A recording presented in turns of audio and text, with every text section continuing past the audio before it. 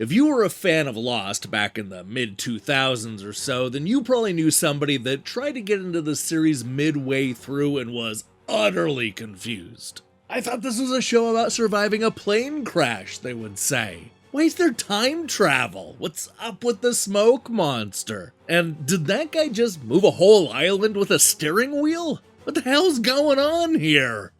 This is how I felt jumping into Turok 3 Shadow of Oblivion Remastered for the first time. As somebody who played the original but missed out on Turok 2 and Rage Wars, I went into this game fully expecting a first-person shooter full of dinosaurs. What I got instead was a game with cross-dimensional creatures and children that can morph into massive monsters straight out of Resident Evil. What the hell's going on here? Well, that's what we're about to find out when I review Turok 3 Shadow of Oblivion Remastered.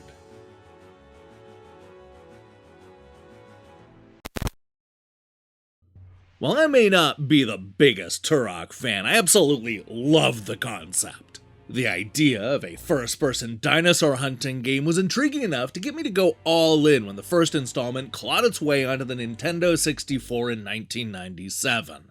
Unfortunately, while the idea was solid enough, the execution left a lot to be desired. I don't know if it was the lack of familiarity with the brand new hardware, or a developer that was just not used to making first-person shooters. But boy, that first game left me disappointed. I was so let down that I didn't even bother with the better-received sequel. So by the time Turok 3 came around, I figured that I was too far behind and finally let go of my dream of being a dinosaur hunter.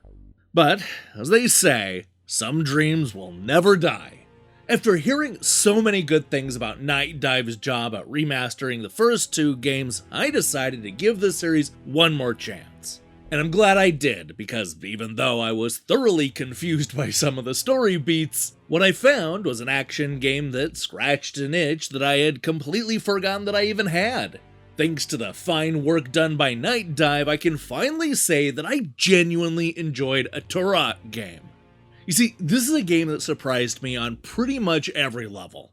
Right from the get-go, I was surprised to see that the hero of the second game, Joshua Fireseed, is killed right at the start of the sequel. But not before he has a vision of a kid being tormented by a bunch of demon creatures. Now, it's up to either Danielle or her brother Joseph to step up and be the next Turok and save the kid from a bunch of trans-dimensional brutes. Now, this is the exact moment when I first said, hey, isn't this series about dinosaur hunting? I don't know if this was explained in the second game or if this third installment just takes a real hard turn, but there aren't very many dinosaurs in this Turok game. In fact, I would argue that the events play out more like Half-Life than Turok, which definitely caught me off guard. Once I got used to the idea of battling big alien monsters, I was fully on board. But the more futuristic locations feel a bit out of place for this franchise. The good news is that Turok 3 eventually becomes the dinosaur game that I was expecting. There's some pretty fun bits towards the middle that do more than just hint back at the original game, which is a real highlight for the sequel. I also had a good time with the goofy story, which is weird and over the top in ways that I just could not predict. I may have been confused where the game was taking me, but I was always ready to go on the ride. Now, a lot of this comes down to how much fun Turok 3 is to play. If you've played a first-person shooter on the Nintendo 64 recently, then you already know that it can sometimes be hard to go back. Thankfully, by giving this remaster a more modern control setup, you can enjoy the spectacle without feeling that it's too outdated. This is a reminder that there was a time when first-person shooters were quick and full of weapons to collect. And that is exactly what you get with this game. You're practically sprinting through these levels, even with the big alien guards getting in your way. And with multiple handguns, shotguns, assault rifles, bazookas, and even a vampire gun that sucks the life straight out of your enemies, there's plenty of firepower to choose from here. Now, as I said at the top, Turok 3 will allow you to play through the story as either Danielle or Joseph, which will change up some of the gameplay a bit and add a little bit of replay to the surprisingly short game. Both fight through the same batch of levels, but sometimes their paths will slightly diverge. For example, Danielle will need to use her grappling hook to get to hard-to-reach areas, while Joseph will be able to sneak into cramped sections that are only accessible to him. This doesn't change the action all that much, but when the story only takes a few hours to complete, you might as well give the other character a go as well. As remasters go, this is yet another great update for Nightdive. This is a company that's really making a name for themselves thanks in large part to high-quality remasterings. It's easy to overlook the challenge involved with updating these games, but recent examples like Grand Theft Auto and Metal Gear Solid are a stark reminder that it's harder than it looks. Nightdive has this thing mastered, and Turok 3 is just another great remaster. If you were a big fan of the game back on the Nintendo 64, then you're going to love the amount of options and freedom the game gives you to have the exact experience that is perfect just for you. Hell, even if you weren't fond of the N64 original, this version is so good that it might just win you over. Even though it's more than 20 years old, the levels all look fantastic. The graphics are sharp, and there's just something about the low polygon look that works for me. These stages are big and complex, but they aren't always overly designed or cluttered. They're a perfect fit for a game that is this fast and this exciting. The only time the game truly looks out of date is during the cinemas, when you can't help but notice the low polygon bodies and stiff animation. Now, the few problems I do have all seem to largely revolve around the design decisions made in the original game. While I like most of the different locations that we fight through, the game's final act is surprisingly boring, with a lot of bland corridors and samey guards. Visually, it's the least interesting part of this sequel.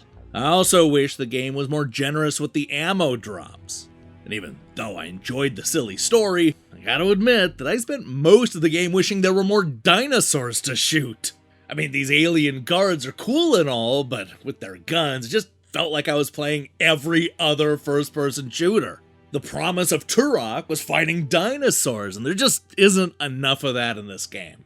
Obviously, I'm not saying anything new here. Turok 3 is a known quantity, and there's a good chance that you've already made up your mind about this franchise.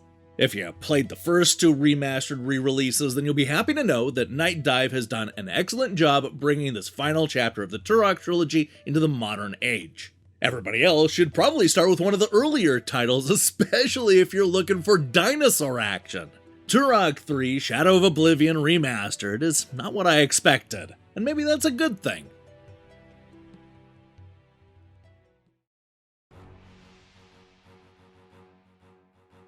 Even though there's a serious lack of dinosaurs to fight in Turok 3 Shadow of Oblivion, this excellent remaster by Nightdive allows this classic first-person shooter to shine on its own merits. It's fast and fun and full of firepower. In other words, it's everything you could possibly want from an old-school action game. This brand new update offers a lot of cool options, modernized controls, and vastly improved graphics, all of which helps to show off the well-crafted level designs and cool boss fights. It's a bit too short, and I'm not sure it concludes the trilogy in a very satisfying way, but Turok 3 remains a lot of fun all these years later. Just don't expect a lot of dinosaurs. Hey, thanks for watching our review. If you liked what you saw here, then you should know that we post new reviews and features almost every day. Now, here's the question I have for you. What's your favorite dinosaur game? I mean, it doesn't have to star a dinosaur, but dinos do have to be in there somewhere. So, yes, Super Mario World does count. But come on, try to be a little bit more original than that. I can't wait to see your picks in the comments below. In other news, we'll be back later this week with a look at Edge magazine in the 1990s. That's going to be followed by a new Game Over episode and the Nintendo Switch Online review crew. Ooh, we have a packed week, so do me a favor and click that subscribe button and support what we're doing here. Until then,